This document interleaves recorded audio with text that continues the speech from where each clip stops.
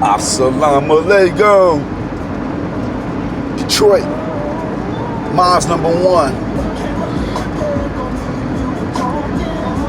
Alright, now I'm telling y'all this story about these bunch of guys running up in people's houses pretending to be the narco.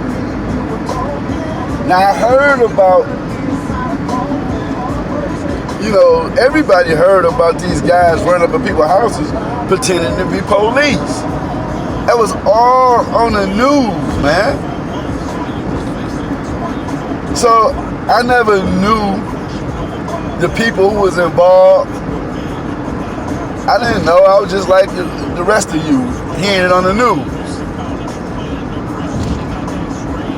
Now, here I am, hanging out with a cat that was allegedly a part of this crew. Now I told y'all about my man Pat, 7 Mile Pat, down there by Greenfield and a large freeway over that way, Pat. I think his mother or somebody stayed on Roberson or something. It was something like, but y'all know Pat, man. Detroit know Pat. Pat dead, he shouldn't be dead. That's a beautiful brother who's truly missed, man.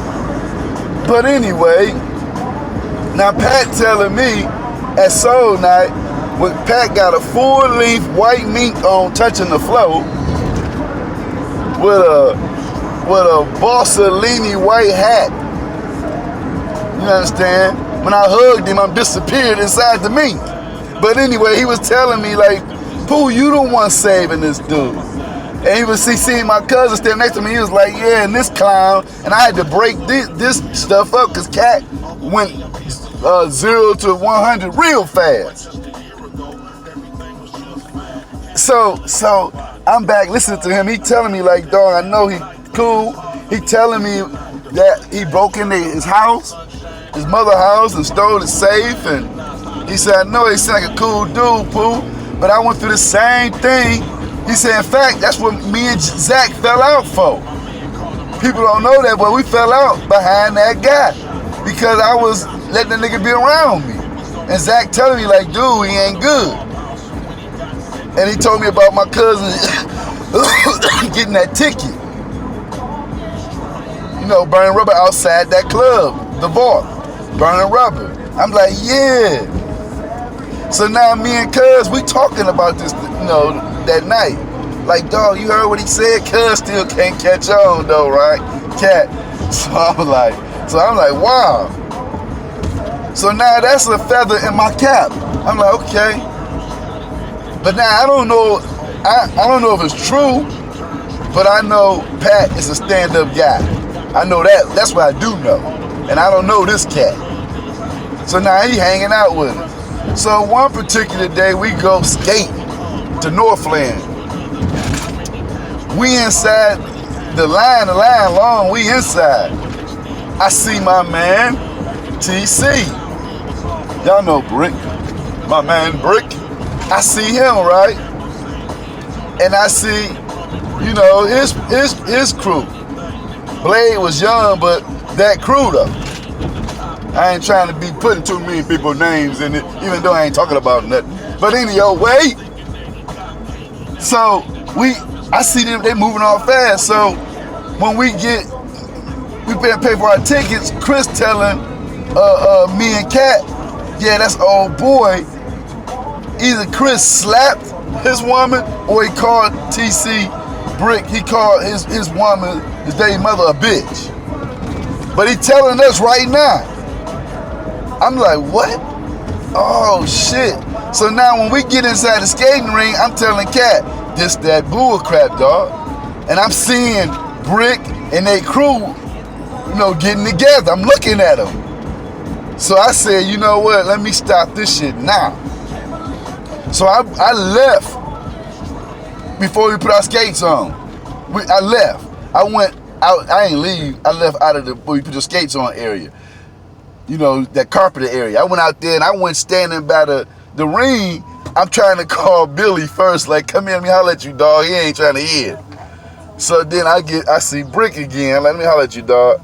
I say, dude, this guy just told me, man, and my cousin, he just told us that he had an incident with you concerning his baby mama. I ain't know, dude. Let me get up out of here, dude. You know what I'm saying? I'm like, dude, take whatever happened. Don't let that shit happen. Don't let us get caught in that bullshit. I didn't know. Basically, that's what I'm telling them. Because I didn't know nothing about it. I'm talking to my man. You know what I'm saying? And so he looking at me, he know it. I'm for real. You know what I'm saying? Because he probably got confused too, like, poop, ain't with this nigga, or he one of them niggas. And I'm telling him, like, dude, I didn't know nothing about that. So long story short, we got a pass, dude, to leave up out of Northland skating ring. They was about to lay that boy Chris down, man. He don't even know it. I'm telling Cat ready. He like locking and loaded. He ready to shoot anybody. I'm like, this ain't our beef.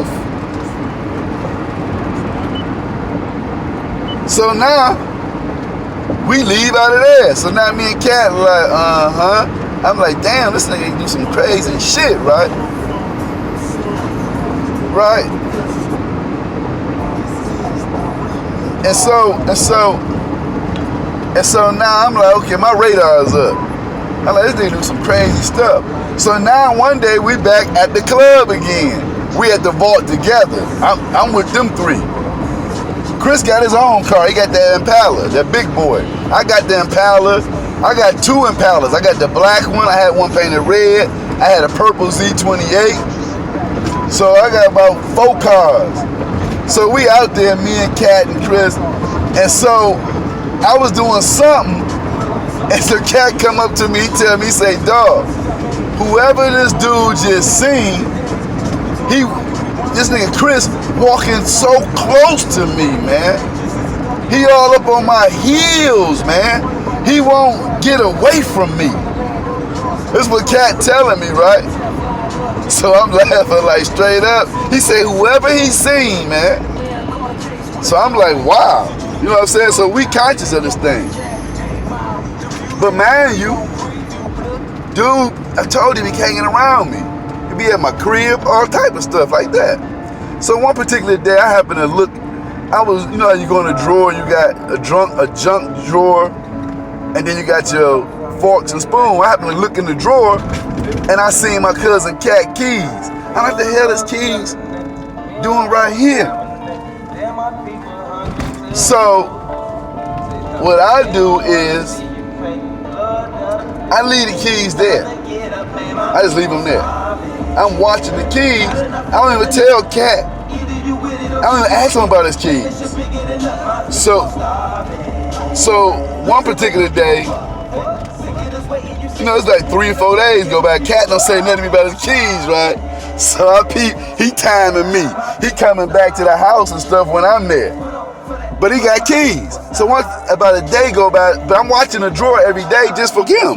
For I'm gonna be like, dog, because I found his keys somewhere. I forgot where I found the keys at, but I put them in the drawer. It was something like that. Long story short,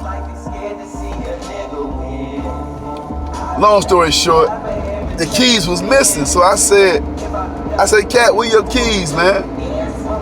He said, I don't know. He just admitted it. And I said, no, I got them the day when they was such and such on the couch or on the floor. I said, I put them in the drawer. And that's the last, I seen them in the drawer. And I was waiting on you to ask me for your keys. And I was gonna tell you where your keys was. I was waiting, trying to see how you gonna say it. But he don't want to tell me he lost the keys, right? That's what I'm on. So he said straight up, I said, you ain't moved them keys? He say, no. I said, dog, if you ain't moved them keys, dude took them keys. I said, don't say nothing. Let's just leave it alone. So just say this Monday, I peeped the keys gone. Tuesday, when Chris comes straight over, the first thing he say, he give us Cat keys and say I picked them up from such and such.